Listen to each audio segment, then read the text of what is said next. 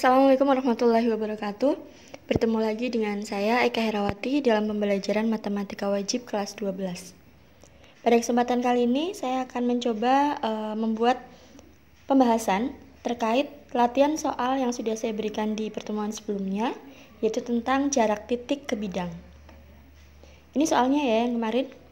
Ada 3 soal. Tapi untuk yang pertama tidak akan saya bahas karena ternyata di sini soalnya sudah saya bahas di video sebelumnya, yaitu di video materi untuk jarak titik ke bidang. Jadi kita akan langsung membahas untuk soal nomor 2 dan nomor 3. Kita mulai dari nomor 2-nya. Diketahui kubus ABCDFGH panjang rusuk kubusnya adalah 12 cm, di mana titik P terletak pada perpanjangan rusuk DC, sehingga CP dibanding DP sama dengan 1 dibanding 3. Dan kita di sini diminta untuk menentukan jarak P ke bidang BDHF. Kita coba buat sketsanya dulu seperti ini. Maka karena P itu terletak pada perpanjangan DC, jadi garis DC ini kita perpanjang. Kurang lebih seperti ini, sehingga terbentuklah titik P, di mana CP banding DP itu adalah 1 dibanding 3. Dari sini kita bisa peroleh bahwa CP dibanding DC. Nah, DC-nya kan di sini. Itu adalah 1 dibanding 2. Dari situ maka kita bisa memperoleh nilai CP-nya, yaitu CP-nya adalah 6 cm. Diperoleh dari proses seperti ini. Setelah CP-nya ketemu 6 cm, kemudian kita akan menentukan jarak P ke bidang BDHF. Mana sih yang kita cari? P-nya di sini. BDHF-nya kita buat bidangnya. Untuk menentukan jarak P ke bidang BDHF ini, P ke BDHF, nah titik P-nya kan di sini, BDHF-nya di sini. Maka jarak antara P ke bidang BDHF itu diwakili oleh garis P ke garis BD. Hanya saja di sini kita kan belum tahu posisi tegak lurusnya di mana sih. Maka untuk mempermudah seperti biasa, ketika kita mencari jarak titik ke sebuah garis, maka kita akan membutuhkan sebuah bidang bantuan. Di sini kita hubungkan dulu garis PB-nya, sehingga terbentuklah bidang DPB. Kita keluarkan DPB-nya. Dimana kita tahu bahwa BC ini otomatis tegak lurus, karena BC tegak lurus dengan DC. Kemudian, jarak P ke bidang BDHF itu akan diwakili oleh jarak P ke garis BD. Jadi kita tarik garis seperti ini, yang mana karena itu merupakan jarak, maka ini harus tegak lurus. Jadi di sini kita akan mencari garis PX. Gimana caranya?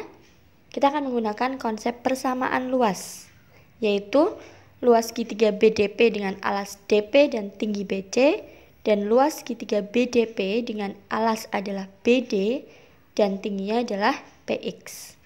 Setengah kali BD kali PX sama dengan setengah kali DP kali BC.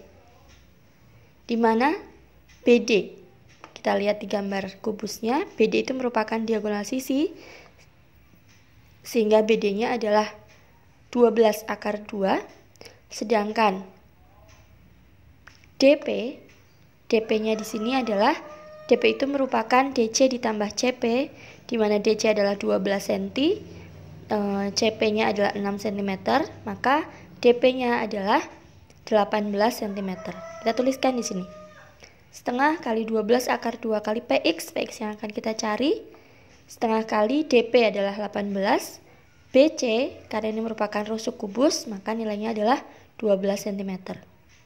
Kita sederhanakan, kita coret. Nah, maka PX-nya bisa kita tuliskan 18 per akar 2. Kita rasionalkan, kita kalikan dengan akar 2 per akar 2, sehingga hasil PX-nya adalah 9 akar 2. Jadi, jarak dari P ke BDHF yang diwakili oleh garis PX, jaraknya adalah 9 akar 2 cm.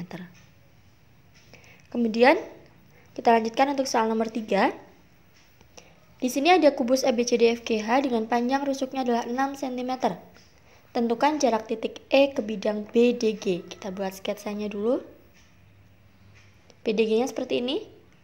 Di video sebelumnya, di materi yang sudah saya jelaskan, ada contoh kita mencari jarak titik C ke BDG. Masih ingat ya?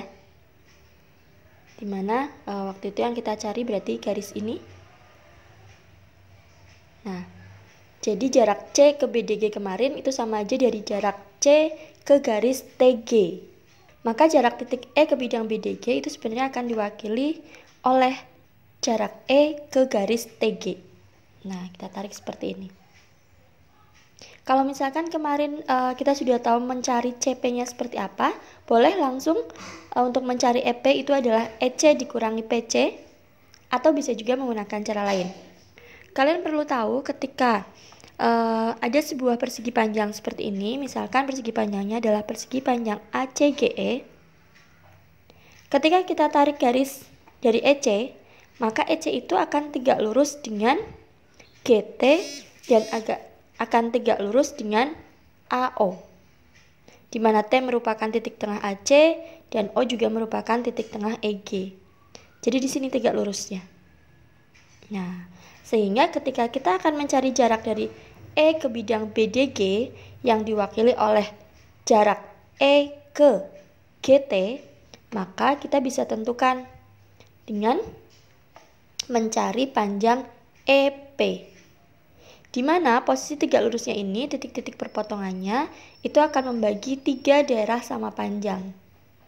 Sehingga bisa kita tuliskan EP itu adalah 2/3 dari EC. Sehingga bisa dituliskan lagi EP sama dengan 2/3 kali EC. Kita lihat EC merupakan diagonal ruang, sehingga bisa dituliskan 6/3. Maka diperoleh EP-nya adalah 4/3 cm. Jadi jarak E ke BDG adalah diwakili oleh garis EP sama dengan 4/3 cm. Itu kurang lebih pembahasan latihan soal yang saya berikan kemarin. Semoga ada manfaatnya. Mohon maaf jika banyak kekurangan. Saya akhiri. Wassalamualaikum warahmatullahi wabarakatuh.